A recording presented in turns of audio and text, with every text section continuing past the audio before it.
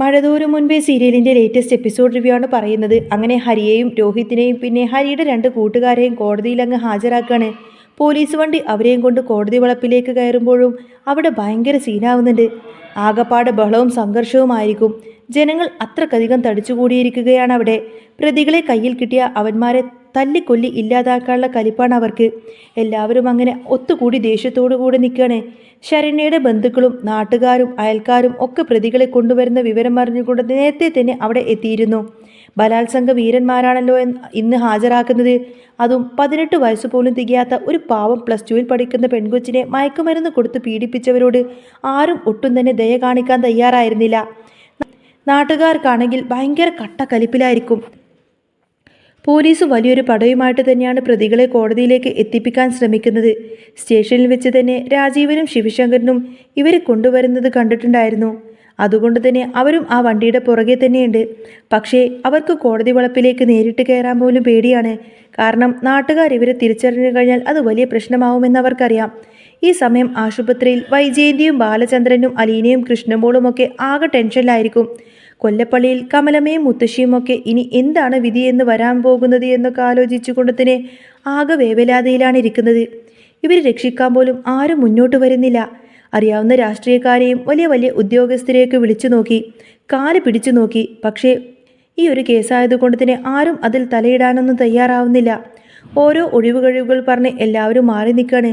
ചുരുക്കി പറഞ്ഞ ആരും തുണക്കില്ലാത്തൊരവസ്ഥ. അലീനക്കാണെങ്കിൽ ഇതെല്ലാം ആലോചിച്ചു കൊടുത്തിന് ഭയങ്കര സങ്കടമായിരിക്കും. അവൾ കൃഷ്ണമോളോട് പറയുന്നുണ്ട്, മോളെ ഇന്നാണ് അവരെ കോടതിയിലേക്ക് കൊണ്ടുപോകുന്നത് എന്ന്. അന്നേരം കൃഷ്ണമോൾ തിരിച്ചു ചോദിക്കുന്നുണ്ട്, എൻ്റെ അലീന ചേച്ചി, രോഹിതേട്ടൻ ഇനി ജയിലിൽ പോവേണ്ടി വരുമോ? എത്ര കാലം അവിടെ കിടക്കേണ്ടി വരും? ഭയങ്കര ശിക്ഷയൊക്കെ കിട്ടുമോ? രോഹിതേട്ടന് ഇനി ജയിൽ പുള്ളി എന്നൊരു പേര് വീഴില്ലേ എന്ന് അവൾ സങ്കടത്തോടു കൂടി തന്നെ ചോദിച്ചു. അലീന അവളെ സമാധാനിപ്പിക്കാൻ നോക്കുന്നുണ്ട്. മോളെ, അവൻ ചെന്ന് പെട്ടിരിക്കുന്നത് വലിയൊരു കുടുക്കിലാണ്. ഇതിൽ നിന്നും ഊരാൻ നമുക്ക് മുന്നിൽ ഇപ്പോൾ ഒരു വഴിയുമില്ല. ഒരു പെൺകുട്ടിയെ പീഡിപ്പിച്ച കേസല്ലേ ഇത്. കോടതി ഇത് ഗൗരവമായിട്ടേ എടുക്കുള്ളൂ. ജാമ്യം പോലും കിട്ടാൻ പാടാണ്. മോളൊന്ന് ആലോചിച്ചു നോക്കിയേ. അന്ന് ഇവരെല്ലാം എന്നോട് കാണിച്ച അതേ ക്രൂരത തന്നെയല്ലേ ആ പെൺകുട്ടിയോടും കാണിച്ചിരിക്കുന്നത്. ആ പെൺകുട്ടിയുടെ മാനസികാവസ്ഥ നമ്മൾ കാണണ്ടേ? അന്നേരം കൃഷ്ണമോള് പറയുന്നുണ്ട്, അതൊക്കെ ശരിയാണ് ചേച്ചി. പക്ഷേ രോഹിതേട്ടൻ ഇങ്ങനെ ചെയ്തു എന്ന് എനിക്ക് വിശ്വസിക്കാൻ പറ്റുന്നില്ല. എല്ലാം ആ ഹരിയേട്ടൻ കാരണമാണ്. അവനാണ് എൻ്റെ രോഹിതേട്ടനെ ചതിച്ചത്. ഉടനെ തന്നെ അലീന പറയുന്നുണ്ട്, അതൊക്കെ ഇനിയിപ്പോൾ പറഞ്ഞിട്ട് കാര്യമുണ്ടോ മോളെ? സംഭവിക്കാനുള്ളതൊക്കെ സംഭവിച്ചു. ഞാൻ എത്ര വട്ടം പറഞ്ഞതാണ് ഹരിയുമായിട്ടുള്ള ആ ഒരു കൂട്ടുകെട്ട് മാറ്റണമെന്ന്. അവൻ്റെ കൂടെ കൂടിയ ഒടുക്കം ജയിലിലാവുമെന്ന് അച്ഛൻ എത്ര തവണ അവന് താക്കീത് കൊടുത്തതാണ്. പക്ഷേ അതൊന്നും തന്നെ അവൻ ഒട്ടും കേട്ടില്ല. ഇപ്പം കണ്ടില്ലേ, അച്ഛൻ പറഞ്ഞതുപോലെ തന്നെ സംഭവിച്ചു. അവൻ കാരണമല്ലേ നമ്മുടെ രോഹിത് ഇപ്പോൾ ജയിലിലായിരിക്കുന്നത്. കൃഷ്ണമോളാണെങ്കിൽ ഒന്നും മിണ്ടാതിങ്ങനെ പൊട്ടിക്കരഞ്ഞു നിൽക്കും. അലീന വീണ്ടും പറയുന്നുണ്ട്, സത്യങ്ങൾ എന്തായാലും അധിക കാലമൊന്നും മൂടി വെക്കാൻ പറ്റില്ലല്ലോ മോളെ. തെറ്റ് ചെയ്താൽ അതിൻ്റെ ഫലം ഏതായാലും അനുഭവിക്കണം. രോഹിത് നിരപരാധിയാണെന്ന് പറഞ്ഞാൽ നമ്മുടെ കയ്യിൽ എന്തെങ്കിലും തെളിവുണ്ടോ? പോലീസ് പറയുന്നതനുസരിച്ച് അന്ന് അവൻ ആ വീട്ടിൽ ചെന്നിട്ടുണ്ട്. ആ കുട്ടിയെ കണ്ടുമുട്ടിയിട്ടുണ്ട്. തെറ്റ് ചെയ്തവൻ എന്തായാലും ശിക്ഷിക്കപ്പെടണം. അത് സ്വന്തക്കാരാണെങ്കിലും ബന്ധക്കാരാണെങ്കിലും ഒക്കെ ഒരുപോലെ തന്നെയാണെന്നൊക്കെ പറയാണ് അലീന.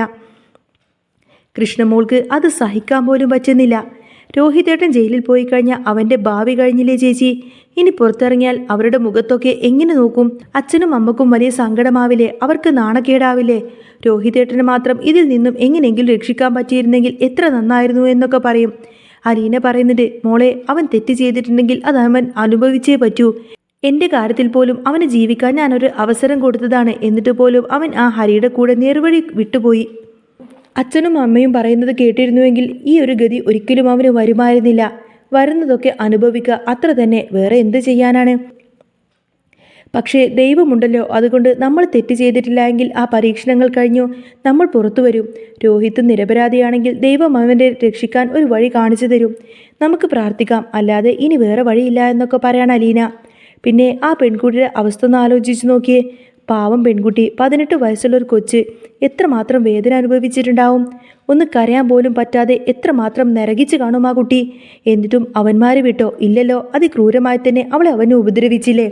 കൃഷ്ണമോള് പറയുന്നുണ്ട്, ചേച്ചി പറഞ്ഞതൊക്കെ ശരിയാണ്. പക്ഷേ എനിക്കിത് ഉൾക്കൊള്ളാൻ പോലും പറ്റുന്നില്ല. അമ്മ ആശുപത്രിയിൽ, അച്ഛനും ആശുപത്രിയിൽ, രോഹിതേട്ടൻ ജയിലിൽ, നമ്മൾ 3 പെൺകുട്ടികൾ മാത്രം ഈ വീട്ടിൽ. നമ്മളിനി എന്ത് ചെയ്യും? പുറത്തിറങ്ങാൻ പോലും പേടിയാവുന്നു ചേച്ചി. ജയിൽ പുള്ളിയുടെ പെങ്ങന്മാരെന്നല്ലേ എല്ലാവരും വിളിക്കുന്നത്. കോളേജിലും സ്കൂളിലൊക്കെ ഇനി എങ്ങനെ ഞാൻ പോകുന്നു? രോഹിതേട്ടൻ്റെ ബുദ്ധിമോശം കൊണ്ട് നമ്മുടെ എല്ലാവരുടെയും ജീവിതം പോയില്ലേ ചേച്ചി എന്നൊക്കെ പറഞ്ഞുകൊണ്ടതിന് കൃഷ്ണമോൾ ഇങ്ങനെ പൊട്ടിക്കരയായിരിക്കും. അന്നേരം അലീന അവളെ സമാധാനിപ്പിച്ചുകൊണ്ട് പറയുന്നുണ്ട്, മോളെ നീ വിഷമിക്കാതിരിക്ക്, വിധിയുണ്ടെങ്കിൽ എല്ലാം നമുക്ക് അനുഭവിച്ചേ പറ്റൂ. തലയിൽ എഴുതി വെച്ചിരിക്കുന്നത് ആർക്കും മാറ്റാൻ പറ്റില്ല. നീ പ്രാർത്ഥിക്ക്, രോഹിത് നിരപരാധിയാണെന്ന് തെളിയട്ടെ. അതാണ് എൻ്റെയും ആഗ്രഹം. കൃഷ്ണമോള് പിന്നെ ബബിതയുടെ കാര്യം പറഞ്ഞു. ഈ വീട്ടിൽ ഇത്രയൊക്കെ കാര്യങ്ങളൊക്കെ നടന്നിട്ടും ബബിത ചേച്ചിക്ക് ഒരു കുലുക്കവുമില്ല. റൂമിൽ കയറി ഇരുന്നിട്ട് ആ ഒരു മുടിയനെ വിളിച്ചിട്ട് കൊഞ്ചിക്കൊണ്ടിരിക്കുകയാണ്. ആ ഫോൺ എടുത്തിട്ട് എറിഞ്ഞങ്ങ് പൊട്ടിക്കാൻ തോന്നുന്നുണ്ട് എന്നൊക്കെ പറഞ്ഞ് കൃഷ്ണമോള് ദേഷ്യപ്പെടും. അന്നേരം അലീന പറയുന്നുണ്ട്, അവളോട് പറയാവുന്നതിൻ്റെ മാക്സിമം ഞാൻ പറഞ്ഞു കഴിഞ്ഞു, പക്ഷേ അവൾ കേൾക്കുന്നില്ല. ചുറ്റും ചതിക്കുഴികളാണ് മോളെ, കണ്ണടച്ച് ആരെയും വിശ്വസിക്കരുത് എന്ന് പറഞ്ഞാലും അവൾക്ക് മനസ്സിലാവുന്നില്ലല്ലോ. ഇപ്പോൾ കൊഞ്ചിക്കൊഴിഞ്ഞ് നിൽക്കുന്നവന്മാർ ആവശ്യം കഴിഞ്ഞാൽ പൊടി തട്ടി അങ്ങ് പോവും. രോഹിത്തിനോട് ഹരിയുടെ കൂടെ ഉണ്ടായെന്ന് എത്ര പ്രാവശ്യം പറഞ്ഞതാ, എന്നിട്ട് അവൻ കേട്ടില്ലല്ലോ. ഇപ്പോൾ ഹരിയുടെ സ്വഭാവം ബബിതക്കും പിടികിട്ടി തുടങ്ങുന്നതേ ഉള്ളൂ. സ്വന്തം മോളെ പോലെ കാണേണ്ട പെൺകുട്ടിയുടെ വീഡിയോ എടുത്തുകൊണ്ട് തന്നെ ബ്ലാക്ക്മെയിൽ ചെയ്യുന്നവരാണ് ഹരി. ബബിതക്കും പണി കിട്ടുമ്പോഴേ പഠിക്കുള്ളൂ. കൃഷ്ണമോൾ പറയുന്നുണ്ട്, അച്ഛൻ വരട്ടെ, ബബിത ചേച്ചിയുടെ ഈ ഒരു കാര്യങ്ങളൊക്കെ ഞാനൊന്ന് പറഞ്ഞു കൊടുക്കുന്നുണ്ട്. ഇനി അവളും കൂടി ഒരു കുഴിയിൽ ചെന്ന് വീണാൽ അത് അച്ഛന് താങ്ങാൻ പറ്റില്ല. അലീനയും അത് സമ്മതിച്ചു. അവളും അമനും തമ്മിലുള്ള ആ ഒരു ബന്ധം അവസാനിച്ചേ പറ്റൂ, അല്ലെങ്കിൽ പിന്നെ ഈ കുടുംബത്തിന് വീണ്ടും ഒരു നാണക്കേടുണ്ടാവും. അതേസമയം ആശുപത്രിയിലാണെങ്കിൽ ബാലചന്ദ്രൻ ഭയങ്കര ടെൻഷനിലായിരിക്കും. ഗോവർദ്ധനൻ വന്ന് പ്രതികളെ ഹാജരാക്കുന്ന വിവരമെല്ലാം പറഞ്ഞു.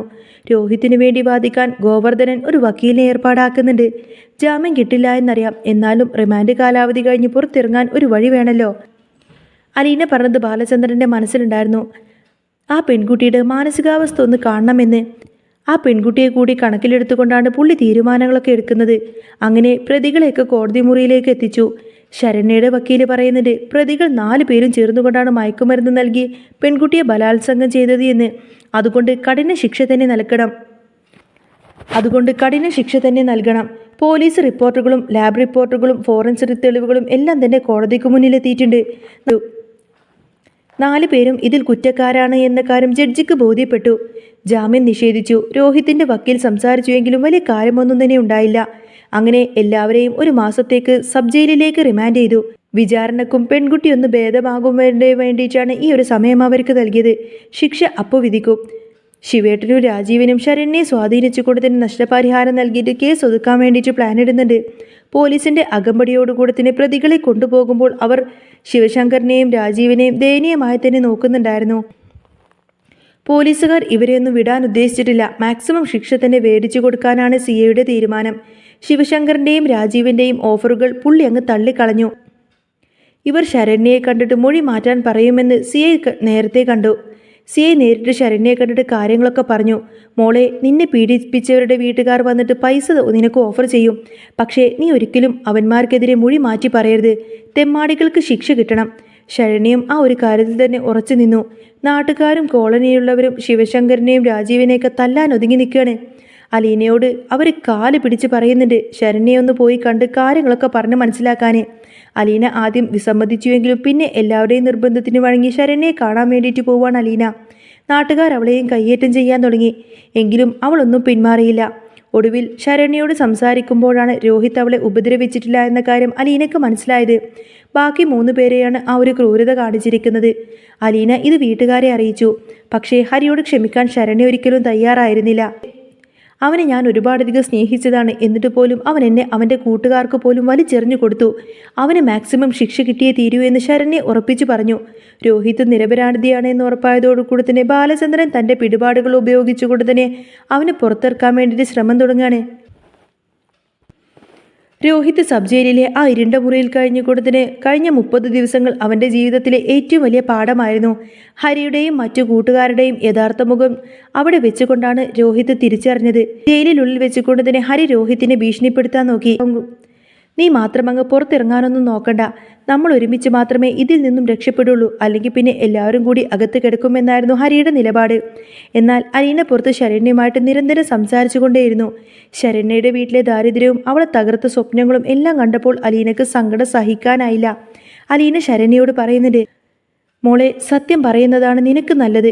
നിന്നെ തൊടാത്ത ഒരാളെ കൂടി നീ ഈ കേസിലേക്ക് ഉൾപ്പെടുത്തി കഴിഞ്ഞാൽ നിനക്ക് പിന്നെ കിട്ടേണ്ട നീതി മങ്ങലേൽക്കുമെന്ന് പറയും. ഒടുവിൽ കോടതി വിചാരണയുടെ ദിവസമെത്തി. അപ്രതീക്ഷിതമായി ശരണ്യ കോടതിയിൽ വെച്ച് രോഹിത്തിനെ നോക്കി വിതുമ്പി. അവൾ ജഡ്ജിക്ക് മുന്നിൽ സത്യം വെളിപ്പെടുത്തി. സർ, അന്ന് ആ വീട്ടിൽ രോഹിത് ഉണ്ടായിരുന്നു എന്നത് സത്യം തന്നെയാണ്. പക്ഷേ അയാൾ എന്നെ തൊട്ടിട്ട് പോലുമില്ല. ബാക്കിയുള്ളവരെല്ലാവരും എന്നെ ഉപദ്രവിക്കുമ്പോൾ അയാൾ മദ്യലഹരിയിൽ അങ്ങ് തളർന്നു വീഴുകയായിരുന്നു. ബോധം വന്നപ്പോൾ അയാൾ അവിടെ നിന്നും എന്നെ രക്ഷിക്കാൻ നോക്കി. പക്ഷേ ഹരിയും മറ്റുള്ളവരും ചേർന്ന് കൂടത്തിന് അയാളെ തടഞ്ഞു. ശരണ്യയുടെ ഈ ഒരു വെളിപ്പെടുത്തുകൾ കോടതി മുറിയിൽ വലിയ നിശബ്ദതയുണ്ടാക്കി. ആ ശക്തമായ മൊഴിയുടെയും ബാലചന്ദ്രൻ ഹാജരാക്കിയ ചില ഫോൺ റെക്കോർഡിംഗ്സിൻ്റെയും അടിസ്ഥാനത്തിൽ രോഹിത്തിനെ കോടതി കുറ്റവിമുക്തനാക്കി. ആ ശക്തമായ മൊഴിയുടെയും ബാലചന്ദ്രൻ ഹാജരാക്കിയ ചില ഫോൺ റെക്കോർഡിംഗ്സുകളുടെയും അടിസ്ഥാനത്തിൽ രോഹിത്തിനെ കോടതി കുറ്റവിമുക്തനാക്കി. പക്ഷേ ഹരിക്കും കൂട്ടുകാർക്കും 10 വർഷത്തെ കഠിന തടവ് കോടതി വിധിച്ചു. ജയിൽ മോചിതനായി പുറത്തേക്കിറങ്ങിയ രോഹിത്തിനെ സ്വീകരിക്കാൻ അലീനയും കൃഷ്ണമോളും എത്തിയിരുന്നു. രോഹിത്ത് കരഞ്ഞുകൊണ്ട് അലീനയുടെ കാലിക്കൽ വീണു. ചേച്ചി, എനിക്ക് വഴി തെറ്റിയതായിരുന്നു. ഹരിയെ വിശ്വസിച്ചത് തൻ്റെ ജീവിതത്തിലെ ഏറ്റവും വലിയ തെറ്റായി പോയി എന്ന് അവൻ ഏങ്ങിക്കൊണ്ട് കരഞ്ഞുകൊണ്ട് പറഞ്ഞു. നാട്ടിലേക്ക് മടങ്ങിയെത്തിയ രോഹിത്തിന് പഴയതുപോലെ പുറത്തിറങ്ങി നടക്കാൻ പോലും ആദ്യം മടിയായിരുന്നു. പക്ഷേ അലീനയുടെ നിർബന്ധപ്രകാരം അവൻ ശരണ്യയുടെ വീട്ടിലേക്ക് പോയി അവളോട് മാപ്പ് ചോദിക്കുകയും അവൾക്ക് ഉപരിപഠനത്തിനുള്ള എല്ലാ സഹായങ്ങളും നൽകാമെന്ന് ഏൽക്കുകയും ചെയ്തു. ഇതേസമയം ബബിതയുടെ കാര്യത്തിലും ഒരു മാറ്റം വന്നു. ഹരിയുടെ യഥാർത്ഥ സ്വഭാവം കോടതിയിൽ തെളിഞ്ഞതോടുകൂടി തന്നെ അവൾ ആകെ തകർന്നു പോയിരുന്നു. അമൽ എന്ന മുടിയനെയും ഹരിയുടെ അതേ സ്വഭാവക്കാരനാണെന്ന് അലീന തെളിവ് സഹിതം തന്നെ ബബിതയ്ക്ക് കാണിച്ചു കൊടുക്കുന്നതോടുകൂടി തന്നെ ബബിത ആ ബന്ധം പൂർണ്ണമായിട്ടങ്ങ് ഉപേക്ഷിച്ചു. അവൾ സ്വന്തം റൂമിൽ നിന്നും പുറത്തിറങ്ങി അലീനയെ പോയിട്ട് കെട്ടിപ്പിടിച്ചുകൊണ്ട് കരഞ്ഞു. അങ്ങനെ ബാലചന്ദ്രനും വൈജയന്തിയും ആശുപത്രി വിട്ട് വീട്ടിലേക്ക് എത്തുമ്പോൾ ആ കുടുംബം പഴയ സന്തോഷത്തിലേക്ക് തിരിച്ചു വരുന്ന അടിപൊളി സൂപ്പർ രംഗങ്ങളൊക്കെ ഉണ്ടോ ഇനി വരാൻ പോകുന്നത്. അപ്പോൾ നിങ്ങൾക്ക് ഈ ഒരു ചാനൽ ഇഷ്ടമാണെങ്കിൽ സബ്സ്ക്രൈബ് ചെയ്യാനും സപ്പോർട്ട് ചെയ്യാനും മറക്കല്ലേ. നെക്സ്റ്റ് വീഡിയോ ആയിട്ട് ഉടനെ വരാം. ബൈ.